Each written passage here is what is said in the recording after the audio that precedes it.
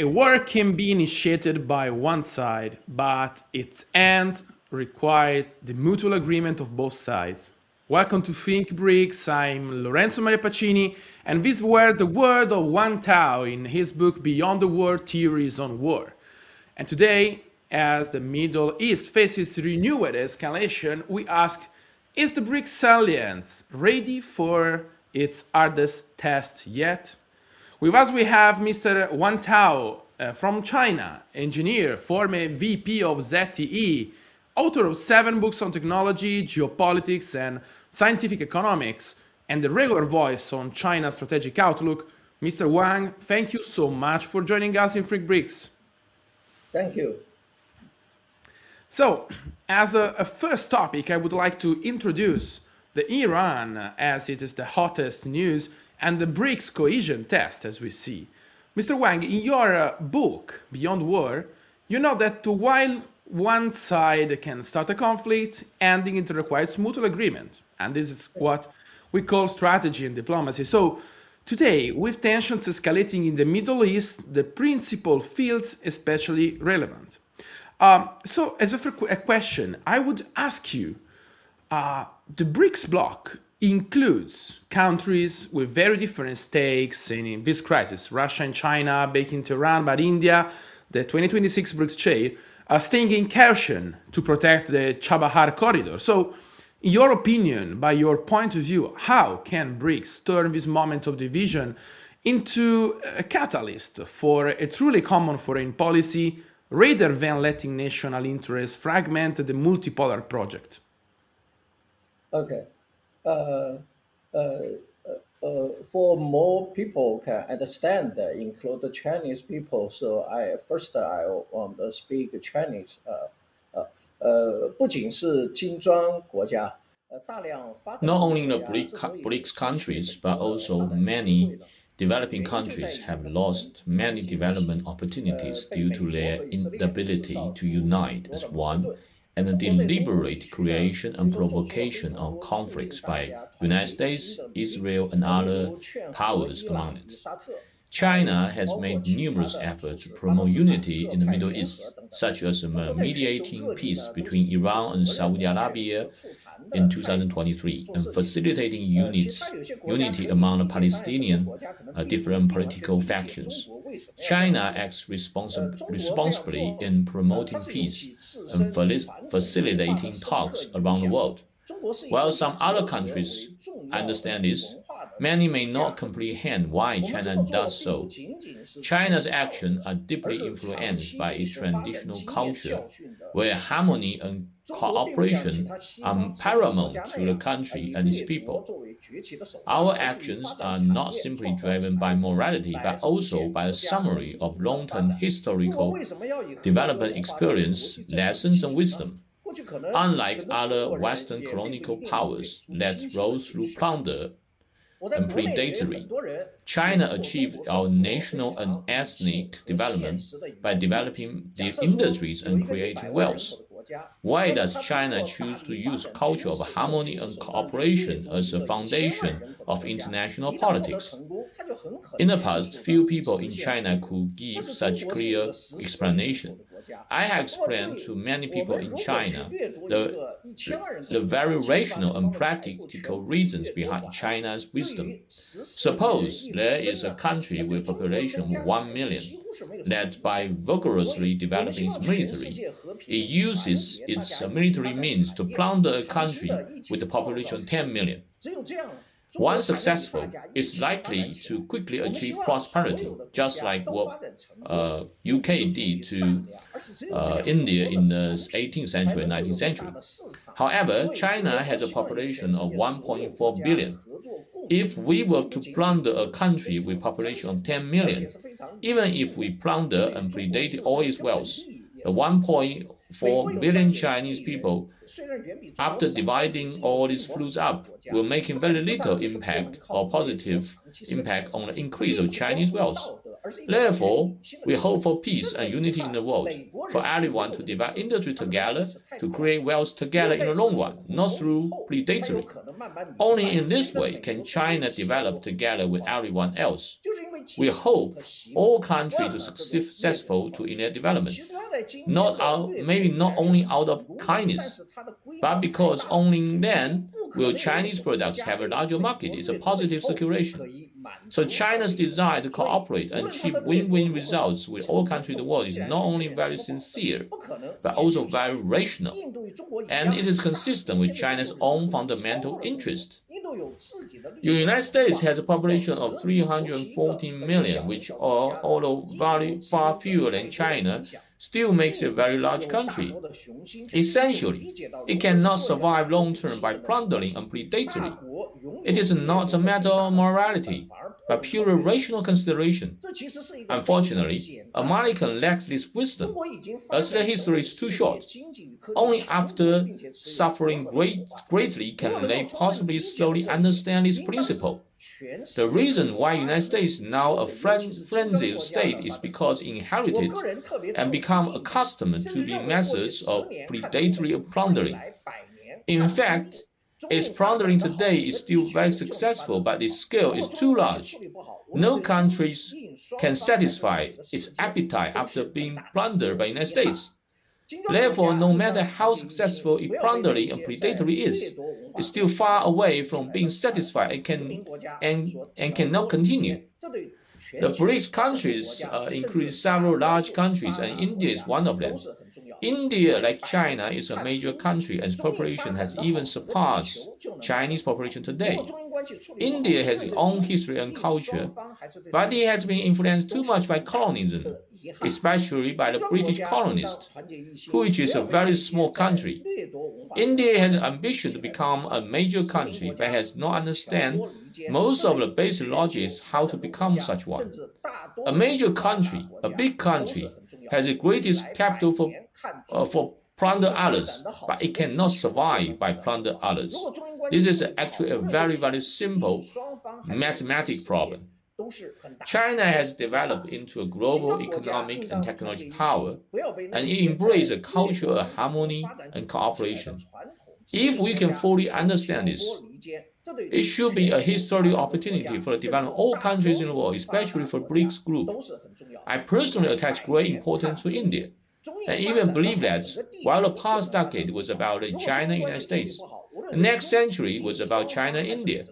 If China and India can develop well, the entire world will benefit.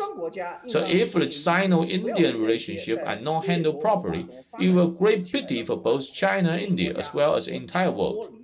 The BRICS countries should unite as one and not driven apart by traditional colonial powers that have grown up in the culture of plunder and predatory. This is important for developing countries around the world and even for most developed countries. Thank you. Thank you so much. Thank you so much for your answer. And I would like now to switch to talk about energy sovereignty and the Hormuz factor. Iran's response included temporary blockade of the Strait of Hormuz, so sending oil prices soaring. At the same time, BRICS is rolling out BRICS Pay in 2026 as an alternative to SWIFT. So how can BRICS members protect energy transactions from secondary United States sanctions? And what is China's real capacity and willingness to guarantee secure energy corridors for the global south in this kind of scenario of prolonged regional instability? The BRICS countries possess the greatest economic development potential in the world. The future demand for energy is immense. It's necessary to decouple all of these areas of infrastructure from those former hegemonic ones established by predatory nations. We need to transform all infrastructure into wealth-creating ones rather than perpetuating the predatory ones constructed by Western colonizers. In this regard, the BRICS country must have a very clear understanding. The BRICS payment system or BRICS Pay, which originated from Russia, is a very important example of testing to such a crucial wealth-creating infrastructure. It is equally important to quickly decouple from the wealth predatory or police-style of SWIFT system. China is promoting the internationalization of Chinese yuan or renminbi, and some people may have doubt that whether when Chinese yuan is internationalized, will become another US dollar. It can be said that this will never happen. I often emphasize in China, we must avoid the Chinese yuan to become another dollar. Because China as a superpower cannot develop a predatory means in sense. Of course, there is a lot of technical detail I won't be detailed here. So it is in the general principle, if Chinese yuan follow the path of the US dollar, it will be devastating for China's long-term future. As the USA has already set very clear lessons of deindustrialization and industry hollowing out. Therefore, the Chinese yuan internationalization, which is not following the path of the US dollar, is not moral, but also very rational and wise. We need to establish a wealth-creating international monetary system. China adopts a dual-track approach to energy security. On one hand, it aims to ensure traditional energy such as oil and gas supply by establishing a brand new wealth-creating international financial system and energy supply system. On the other hand, it is vigorously developing new energies such as solar and wind resources to reduce the over-dependency on fossil fuels, which is also greatly benefits environmental protection. With the rapid development of China's military strength, especially its naval power, China certainly has the strength and willingness to ensure its own energy security routes, and at the same time provide security protection for the whole world. China's development in naval power has been very rapid, and its naval quality is also absolutely overwhelmed that of the United States. Now, the combat capability of China's most advanced 055 guided missile destroyer can annihilate the entire US aircraft carrier battle group. This may far exceed the imagination of most people in the world. But the US military is very clear about it. China's aircraft carrier technology has also overwhelmingly surpassed that of the US Navy. However, at present, the Chinese Navy still needs to accumulate a certain number of aircraft carriers and other advanced warships.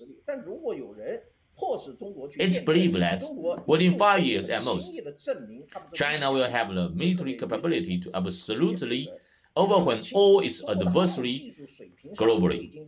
The world should be aware of its strength, and this will be the most important guarantee for world peace. This issue lies solely into this.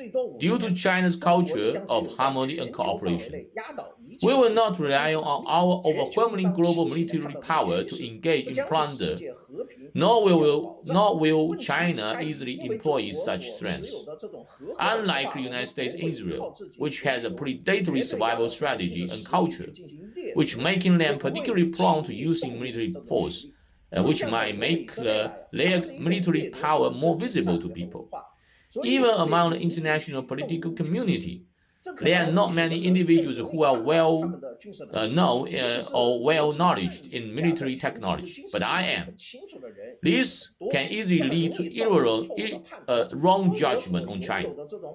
For China to fully leverage its ability to safeguard global security and peace, it also depends on other countries fully recognizing its potential. These are all facts that can be proven through open information. We do not wish to demonstrate China's military strength through the actual war or actual combat.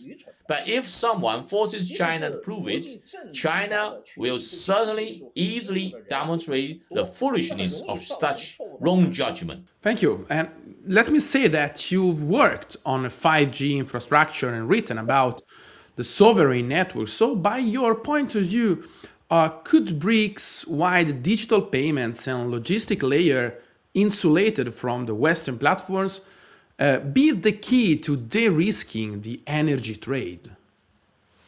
Okay. It should be said that the construction of telecommunication networks needs to be comply with the unified international standard of the ITU or International Telecom Union. However, the internet as an infrastructure is built upon international telecom standard infrastructure such as 5G, and the internet is not a network with complete equal sovereignty. Due to historical reasons, its technical standards are primarily managed by the IETF organization, and the DNS or Domain Name System of the Internet infrastructure is heavily influenced by the United States. We do not advocate for digital payments and logistic layers that are completely isolated from the West. We hope to be as open as possible, because for networks, the more open they are, the greater the economic value is. The value of a network is proportional to the square of numbers of terminals connected. However, we do need to establish all infrastructure, especially digital payment and logistics systems, with the basic philosophy of creating wealth. These systems should first be independent and not controlled by the West, and they can also be open to Western countries. What are the risks of such infrastructures? It only happens when they are caused by predatory culture. The Western culture. To achieve plunder, one can rely on controlling these infrastructures and artificially creating risk, which can effectively achieve the purpose of plunder through weaponization. But if they are for the wealth-creating principle, they will not actively creating risk themselves, because this will only bring losses to their own trade. Thank you.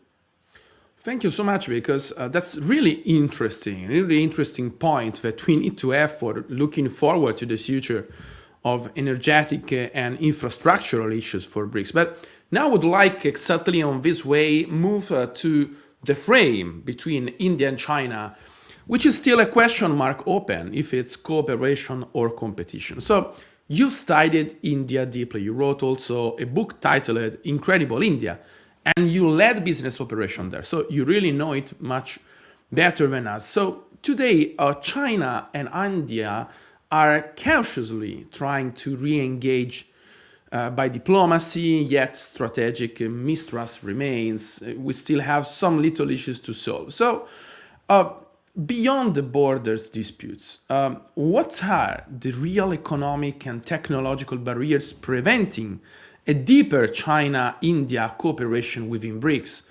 And also, can the Iran crisis actually become a forcing function for them to align on energy security or de-dollarization? India has a very unique business culture, which is extremely pursuit of the lowest price. I'll put this simple in other way. In cooperation, Indians strive to make the other party's interest zero or even negative. Such extreme culture actually harms many Indians themselves. Many of my Indian friends even ask me why Indians behave this way. And they were also very troubled by it.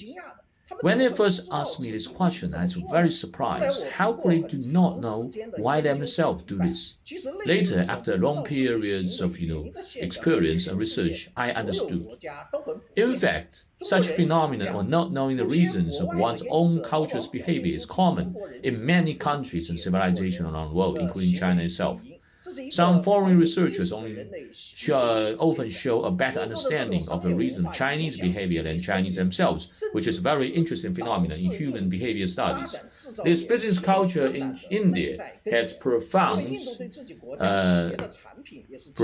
impact. It's actually an inherited root cause of that makes it extremely difficult for India to develop its own manufacturing industry, because India also demands the lowest price for its own country's products. It's very difficult for Indian manufacturing enterprises to make a profit. That alone further technological improvement. Such extremely unique business culture in India has also profoundly influenced their behavior in handling international relationships. It has also made it difficult to achieve many cooperation opportunities that were originally possible. For cooperation to be possible, both parties must be able to gain benefits. However, when dealing with various matters, Indians always aim to possess all the benefits. with the other party's interest being zero or even negative. The result of such an approach is that it becomes difficult for both parties to find common interest space for cooperation. Cooperation must provide a profitable space for both parties. China has handled this aspect very well, which is why foreign investors are very fond of investing in China, particularly in 1990s. Foreign investors ultimately return in large numbers and very profitable. One of the most important reasons is that China not only allows foreign companies to make money in China, but also regarded as a government task and assessment indicator (KPI). Every effort is made to solve the problem encountered by legitimate foreign investors in the operation of business in China, and to fully assist them in making money. For a long time, many multinational companies have derived most or majority or big chunk of the global profit from China. This is a fundamental reason why China has become the world's global factory. If foreign companies fail to make money in China, usually such cases, it cannot blame the Chinese government for creating an environment that prevents them from making money, but rather it was related to the issues related to their own operations skills or the change of the market environment. What are the rational reasons and wisdom behind this approach? Only when a large number of foreign investors prefer to invest in China, particularly for taking off periods or early development stages, can China's economy industry continue to develop. And also, these foreign enterprises help to cultivate a large number of world-class industry workers and manage talents in China, particularly in early stages. India has some areas where it excels, and I often introduce these to China. For example, Indian education places great emphasis on management training, with almost all students consider MBA as a compulsory courses. My introduction on India's such good behavior has sparked a strong reaction in Chinese media and has a widespread impact and influence. Today, Chinese students and employees are paying more increasing attention to cultivation of management skills and are becoming more systematic in doing so. Every country has its strengths and weaknesses. However, only when themselves can address their weakness. Others can only offer suggestions at best and cannot change anything. Because when people from other countries point out shortcomings such as Indians, they are usually inevitably feel unhappy. But if India does not change its overly extreme business culture, its future development will definitely be severely affected. Many global enterprises initially harbor enthusiasm for India's vast market, but they often withdraw disappointment in the end. Therefore, what truly affects the China-Indian cooperation is not the border issues or border disputes. It's not also the economic and technical issues, but the fundamental reason is the behavior pattern shaped by business culture. This is because Western countries encounter such issues far more frequently and severe than Chinese companies in India. If cooperation is conducted such way, it's that absolutely no benefit allowed to be gained by the other party with India. With all the benefit exclusively go to India itself, how can other countries cooperate with India? This issue cannot be altered by Iranian crisis. Therefore, it is indeed imperative for India to address this question of whether to allow and ensure that other countries, other parties, or their own enterprises can benefit from cooperation. If this issue remains unsolved, it will be very difficult for other countries to cooperate with India. Thank you. Thank you so much. And I would like now to switch to a topic more scientific, let me say, with a beautiful question mark, if it's possible for BRICS to have a scientific method. Because you've written a book titled Principles of Scientific Economics, where you argue for policymaking based on measurements, experimentation, and interdisciplinary analysis, not ideology. So, if BRICS wants to offer a genuine alternative to the Washington consensus, what would scientific approach to development look like? Which indicators beyond the GDP should guide our bloc's priorities, and how do we measure success in this way? Over the course of nearly a century of development, Chinese leaders have gradually formed a highly scientific theoretical system. However, the Washington consensus advocated by the Western countries have overshadowed people's understanding and recognition of this Chinese way of scientific theoretical system. On the other hand, the explanation of this Chinese scientific theoretical system itself is not yet very comprehensive, which also affects global people's understanding. Chinese theoretical system cannot be summarized by a new so-called Beijing consensus, but rather constitute the